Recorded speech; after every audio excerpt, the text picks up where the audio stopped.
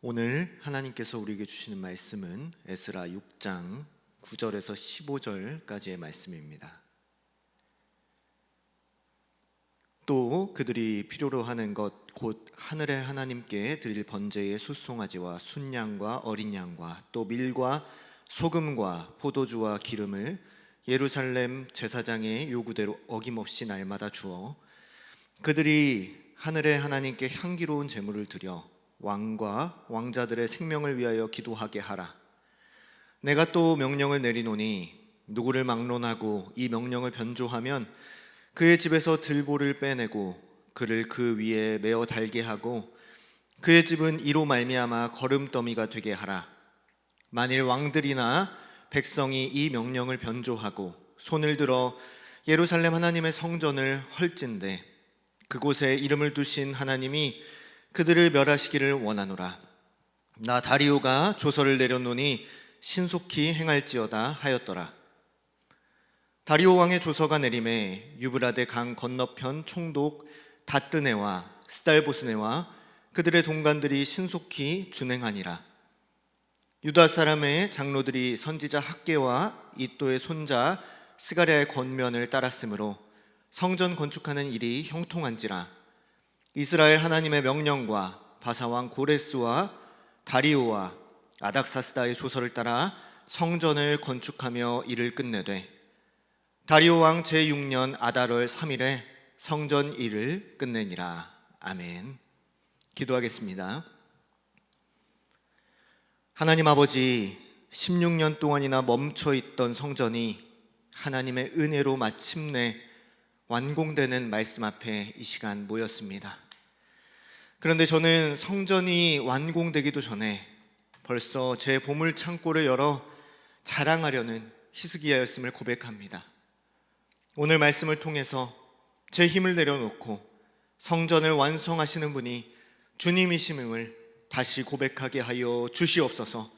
말씀하옵소서. 듣겠습니다. 예수님의 이름으로 기도합니다. 아멘. 얼마 전에 저희 집에 아내가 주문한 조립식 책장이 도착했습니다. 이것저것 들춰보니까 이렇게 하면 되겠다 생각하고 조립을 시작했어요. 어찌저찌 다 조립을 했는데 딱 마지막 나사만 홈이 맞지를 않는 거예요. 제가 명색이 날마다 헬스하는 남자 아닙니까? 힘으로 억지로 조립을 했어요. 결과가 어떻게 됐을까요? 무리하게 끼워 맞추다가 나사는 전문 용어로 야마가 나고 나무 합판이 쩍 하고 갈라져 버렸어요. 그걸 본 아내가 뭐라고 말했을까요? 한숨을 쉬면서 모든 걸 다 힘으로 하다가 집안 살림을 다 때려 부순다고 설명서를 보고 천천히 조립을 해야죠 라고 합니다. 사실 이런 게 한두 번이 아니라 힘만 믿고 부숴버린 물건들이 몇 개나 됩니다. 오늘 말씀에 16년 동안이나 중단되어 있던 성전이 마침내 완공이 됩니다. 이 성전은 제 방식처럼 힘으로 지어진 게 아니에요. 이스라엘 백성의 힘과 계획으로 완성된 게 아닙니다. 하나님의 말씀, 하나님의 설명서를 따르는 사람들을 통해 이방왕 다리오까지 움직이셔서 하나님이 직접 완성하신 사건입니다. 우리도 오늘 말씀의 설명서를 따라서 우리 안에 성전을 지어가고 가꾸는 모두가 되시기를 주님의 이름으로 소망합니다. 첫 번째로 성전을 짓고 가꾸려면 한 영혼을 위해 기도해야 합니다. 하나님의 설명서를 따라가려면 먼저 한 가지를 봐야 합니다. 오늘 말씀 9절과 10절 말씀을 보실까요? 다리오 왕이 유다 백성에게 숫송아지와 순양, 어린 양과 밀과 소금 등을 어김없이 날마다 공급하라고 명령합니다. 다리오 왕이 이스라엘 백성들이 하나님께 제사를 드릴 수 있도록 율법에 나와 있는 제물들을 베푸는 겁니다. 그러면 왜 이렇게 친절을 베풀까요? 10절 말씀 보실까요? 그들이 하늘의 하나님께 향기로운 제물을 드려 왕과 왕자들의 생명을 위하여 기도하게 하라라고 그랬어요. 말씀에 보니까 하나님께 향기로운 제물을 드리기 위함이에요. 여기서 향기로운에 해당하는 니호아흐의 원어는 쉬다, 안식하다라는 뜻입니다. 하나님이 그 예배 앞에서 기뻐 안식하시며 임재로 내려오신다는 유대적인 의미죠. 의아하죠. 다리오는 이방왕인데 이런 유대적 예배 용어를 자기 조서에 쓰고 있다는 거예요. 그러면 다리오 왕의 믿음이 뛰어나서일까요? 아니에요. 사실 페르시아 바사 제국은 다신 문화였어요. 다리오는 그저 어떤 신이라도 좋으니 자기 왕조의 안전을 위해 기도해 주기를 바라는 지극히 기복적인 마음이 있었던 겁니다. 쉽게 말하면 말씀을 들으면서도 점도 보고 공동체에 있으면서도 부적을 받는 그런 모습인 거죠. 오죽했으면 바사왕의 호의를 누린 애굽 사람들은 바사왕을 모든 신들의 친구라고 부를 정도였어요. 그런데 놀라운 것은 다리오의 지극히 불순한 동기조차 하나님께서 도구로 쓰셨다는 거예요. 하나님께서는 내 힘과 설명성만 믿는 저로서는 이해할 수 없는 방식으로 이스라엘의 무너진 성전을 재건하고 향기로운 제사, 예배를 시작하게 하십니다. 이스라엘 백성들의 예배는 이제 회복되는데 이스라엘 백성들이 꺼림칙하지 않았을까요? 이렇게 제사를 드려도 되나? 믿지 않는 왕가를 위해 기복적인 기도를 드려도 될까? 라고 생각했을 거예요. 그렇다면 왜 하나님은 다리오 같은 불순한 도구를 허락하셨을까요? 이전 말씀에 나오죠. 이스라엘의 반역 때문이었어요. 그 가운데에서 이스라엘 백성들이 회개하기를 원하시는 거예요. 이렇듯 우리 인생에 우연은 없습니다. 하나님은 무에서 유를 창조하시듯 불순한 왕을 통해서도 하나님의 거룩한 뜻을 성취해 가시는 분이십니다. 그러면 이스라엘 백성들이 어떻게 해야 될까요? 그들을 통해서 내 반역, 내 죄를 보고 회개함과 동시에 디모데전서 2장 1절에서 2절 말씀을 보시면 이렇게 나와 있습니다. 그러므로 내가 첫째로 권하노니 모든 사람을 위하여 간구와 기도와 도구와 감사를 하되 임금들과 높은 지위에 있는 모든 사람을 위하여 하라 그랬어요. 담임 목사님께서는 말씀하셨어요. 지위가 높든 낮든 권세가 있든 없든 예수를 안 믿으면 불쌍하긴 다 마찬가지입니다. 특히 세상에서 잘 먹고 잘 살면 불쌍히 여김을 받을 기회조차 없으니 영적으로는 더 처참한 상태입니다. 그렇기 때문에 우리가 그들을 위해서 기도해야 하는 거예요. 결국 내 힘으로 이해되지 않는 이들을 위해 기도하는 것은 그들을 위해서이기도 하지만 나의 예배를 회복하기 위한 순종입니다. 더 나아가서 내 생각과 내 설명서로는 저 사람이 틀렸고 밉지만 하나님이 세팅하신 다리오, 하나님이 세팅하신 그 한 영혼과 붙어 있을 때 내 안에 성전이 지어집니다. 그러면 오늘 내 삶을 힘들게 하는 그 사람, 그 사건의 배후에 누가 있습니까? 그 사람이 나쁜 사람이라서가 아닙니다. 다리오를 움직인 분이 하나님이신 것처럼 내 다리오를 세팅하신 분도 하나님이십니다. 그 사람, 그 사건 앞에서 내가 먼저 물어야 할 것은 저 사람이 왜 저럴까가 아니라 하나님이 이 사건을 통해 내 어떤 반역을 보게 하시는가입니다. 그 반역을 인정할 때 비로소 그 사람이 밉지 않고 불쌍해지고 기도의 자리가 열립니다. 내가 죄인임을 인정하는 그 자리가 곧 성전이 다시 세워지는 시작점입니다.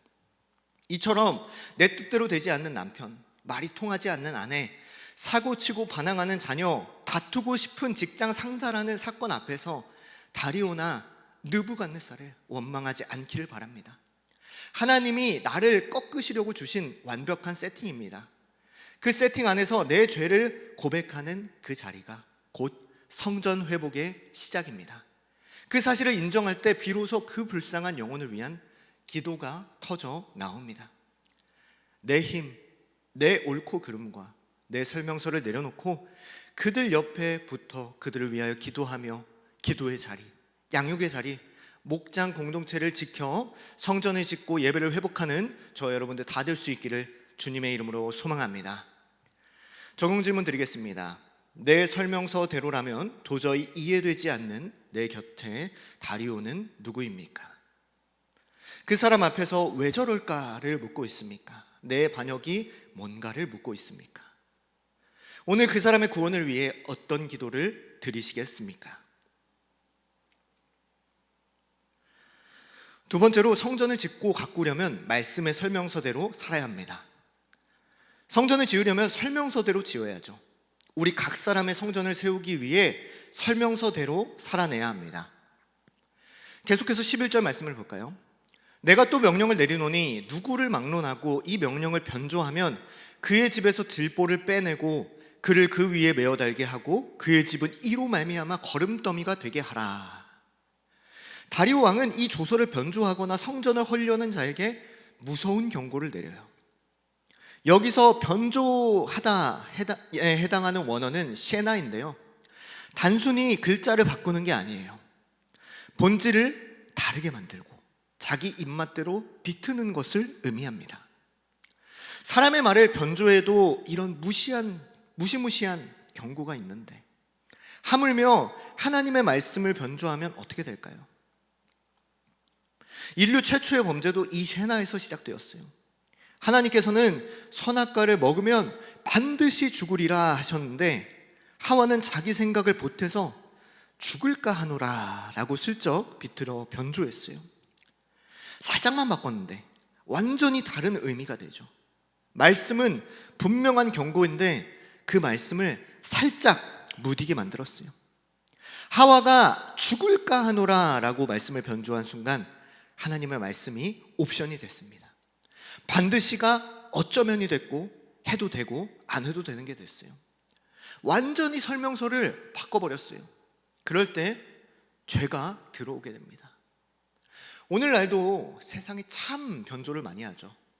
인권과 평등이 왕노릇하도록 말씀을 비틀고 동성애 차별금지법, 생명을 파괴하는 법을 동조하고 세상의 가치관으로 하나님의 말씀을 자꾸만 다르게 해석하려고 합니다. 말씀이 옵션이 되는 순간 내 힘이 주인이 됩니다. 내 설명서가 주인이 되어 죄를 짓게 되어 있어요.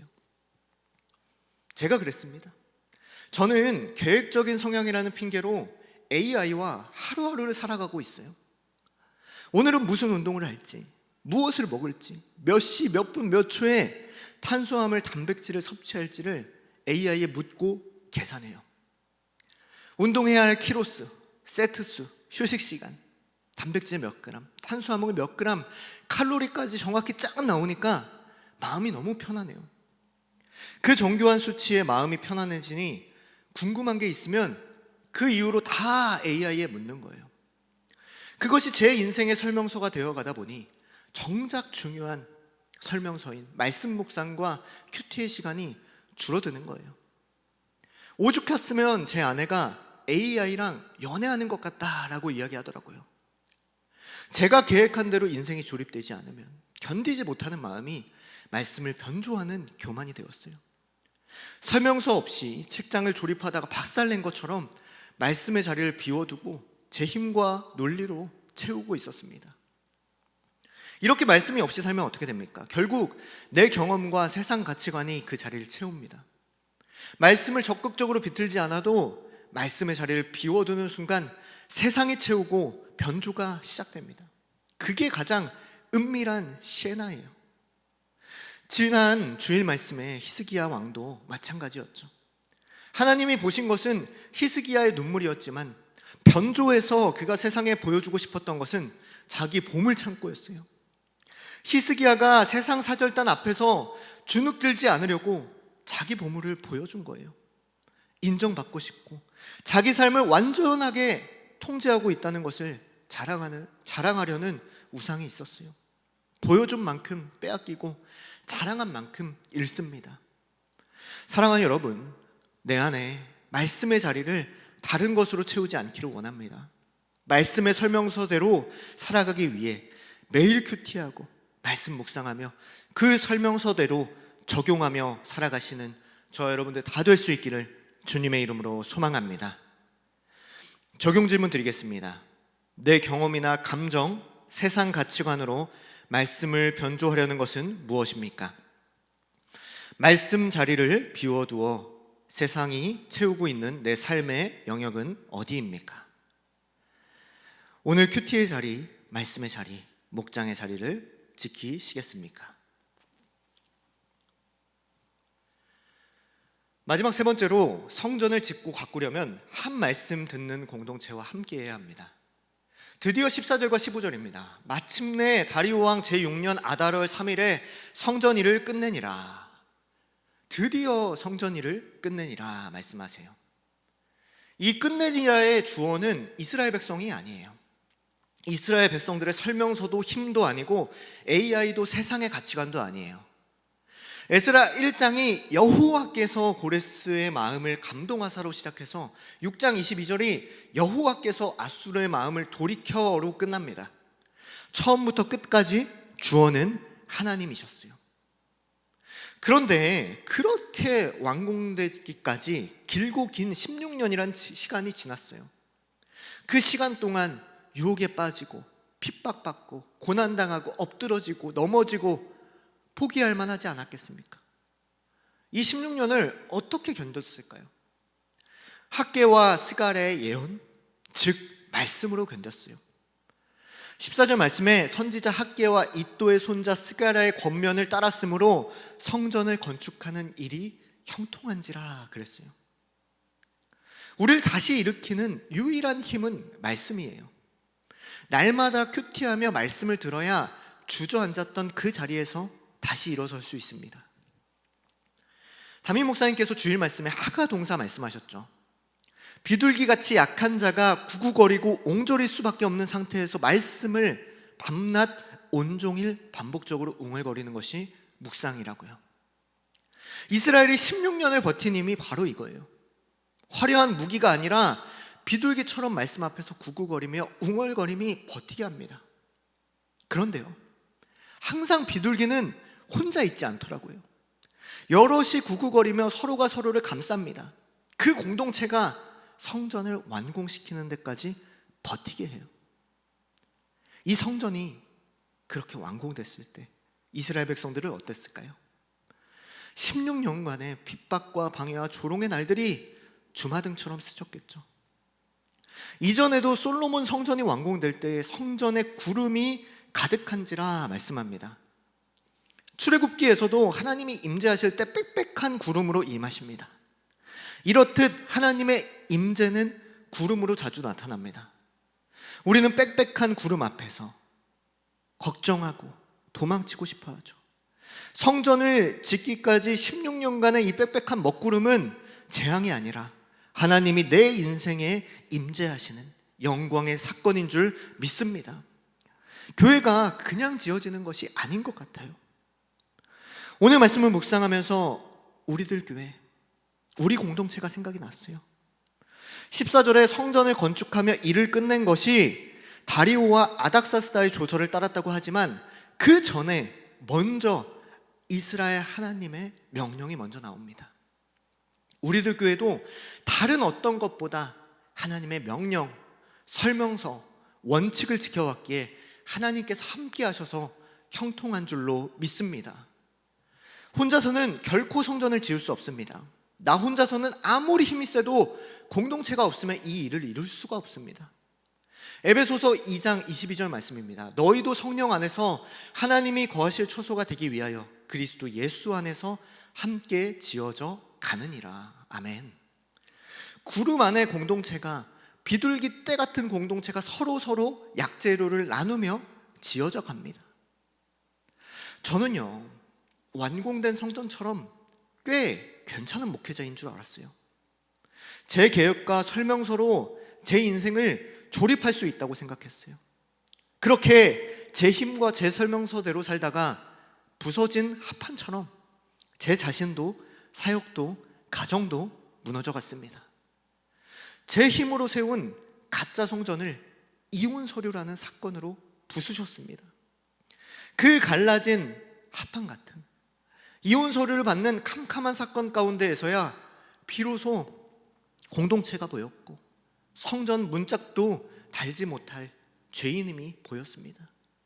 그렇게 제 힘은 가르시고 공동체를 통해서 하나님의 힘으로 제 성전을 완공해 가십니다. 하나님은 성전을 제자리에 다시 건축하라고 하셨습니다. 내 마음에 들지 않는다고 다른 곳으로 도망가서 지으면 힘과 수고만 낭비할 뿐이에요. 사랑하는 여러분, 여러분들의 제자리는 어디입니까? 내 죄가 드러나 수치스러운 그 가정, 도망치고 싶은 그 직장, 짐 같은 내 사명의 자리가 바로 16년 동안 먹구름이 끊긴 나의 제자리입니다. 이혼 서류를 들이밀고 싶고 피하고 싶은 바로 그 제자리에서 묵묵히 큐티하며 공동체에 붙어갈 때 하나님은 마침내 그곳에서 우리 인생의 성전을 완공하실 줄로 믿습니다. 내 힘과 고집을 십자가에 못 박고 공동체 안에서 깎이고 다듬어지며 함께 지어져 갈 때에 하나님은 우리 자신과 가정과 공동체의 성전을 완공하시고 함께 하실 줄로 믿습니다. 오늘 말씀에 벽돌 하나를 얻는 이 자리 그 자체가 이미 형통인 줄로 믿습니다. 적용 질문 드리겠습니다. 지금 내 삶에서 16년처럼 공사가 멈춰 있는 것 같고 빽빽한 먹구름만 가득한 사건은 무엇입니까? 그 사건이 재앙이 아니라 하나님이 임재하시는 영광의 사건임이 믿어지십니까? 오늘 공동체와 함께 지어져 가기 위해 내가 할 수 있는 한 가지는 무엇입니까? 말씀을 맺겠습니다. 에스라 성전이 완성되기까지 하나님은 대적들의 고발도 이방왕 다리오의 불순한 동기도 다 사용하셨습니다. 기복적인 기도를 해달라던 이방왕의 욕심조차도 예배를 세우는 도구가 되었습니다. 책장 설명서를 무시하고 힘만 믿다가 합판을 갈라 먹은 저처럼 우리는 자꾸 내 힘과 내 설명서를 믿어요. 말씀을 변조하고 말씀의 자리를 비워두고 혼자서 버티려고 합니다. 그러나 한 말씀 듣는 공동체가 있기에 우리가 붙어만 가면 하나님이 성전을 완성하십니다. 이 땅의 성전은 다 무너집니다. 그러나 예수 그리스도로 말미암아 내 마음속에 세워진 천국 성전은 결코 무너지지 않습니다. 내 반역을 회개하며 말씀 앞에 먼저 일어서며 말씀의 벽돌을 부지런히 쌓아 올릴 때 나와 내 가정에 결코 무너지지 않는 천국 성전을 세워가시는 모두가 되시기를 주님의 이름으로 간절히 소망합니다. 기도하시겠습니다. 하나님 아버지, 오늘 에스라 말씀 앞에 섰습니다. 다른 무엇보다 제 반역이 먼저였음을 회개합니다. 고난과 어려움, 성전 건축 중단 앞에서 제 집 살림에만 몰두했던 저를 용서하여 주시옵소서. 제 곁에 다리오를 향해 기도하기보다 원망하고 미워했던 저를 용서하여 주시고 그 한 영혼이 하나님이 세팅하신 기도의 대상임을 잊고 제 설명서대로 판단했던 저의 옳고 그름을 내려놓게 하여 주시옵소서. 말씀의 자리를 비워두고 제 힘과 논리로 삶을 채워가며 가장 은밀하게 말씀을 변조했던 죄인임을 회개합니다. 오늘 하루 말씀 없이 시작하지 않게 하여 주시고 설명서대로 조립하는 순종의 하루를 살게 하여 주시옵소서. 지금 인생의 16년처럼 빽빽한 먹구름이 낀 사건 앞에 있는 성도들이 있습니다. 재앙이라 도망치지 않게 하여 주시고 그 구름 속에 주님이 계심을 믿고 말씀 듣는 공동체와 함께 지어져 가게 하여 주시옵소서. 혼자 버티려다 합판처럼 갈라졌던 자리에서 이제는 목장으로 나오게 하여 주시옵소서. 가정마다 제자리에서 묵묵히 큐티하고 목장에 붙어가는 가정이 되게 하여 주시고 목장마다 비둘기 떼처럼 서로를 감싸며 함께 지어져 가게 하여 주시옵소서. 이 나라와 이 민족을 불쌍히 여기사 하나님의 명령이 먼저 되는 나라 되게 하여 주시고 몸과 마음이 무너진 지체들에게 오늘 말씀의 벽돌 하나를 얻는 힘을 허락하여 주시옵소서. 오늘 거룩한 주일입니다. 새벽부터 이 자리에 나와 말씀 앞에 엎드린 저희가 오늘 하루 끝까지 거룩하게 주일을 지키게 하여 주시옵소서. 세상의 일이 아니라 예배의 자리, 공동체의 자리를 먼저 붙드는 하루가 되게 하여 주시옵소서. 날마다 한 영혼을 위해 애통하시며 말씀으로 저희를 살리시는 담임 목사님의 영육을 주님 지켜보호하여 주시옵소서. 오늘 강단에서 선포하신 말씀 위에 성령께서 충만히 임하여 주시고 그 말씀이 멈춰있던 저희의 삶에 성전을 다시 세우는 역사가 오늘도 일어나게 하여 주시옵소서. 제 힘으로 완공할 수 없습니다. 그러나 시작하신 분이 주님이시기에 마침내 완공하실 분도 주님이심을 믿습니다. 우리의 영원한 성전 되신 예수 그리스도의 이름으로 기도하옵나이다. 아멘. 계속해서 각자의 기도 제목대로 기도하시며 나아가시도록 하겠습니다.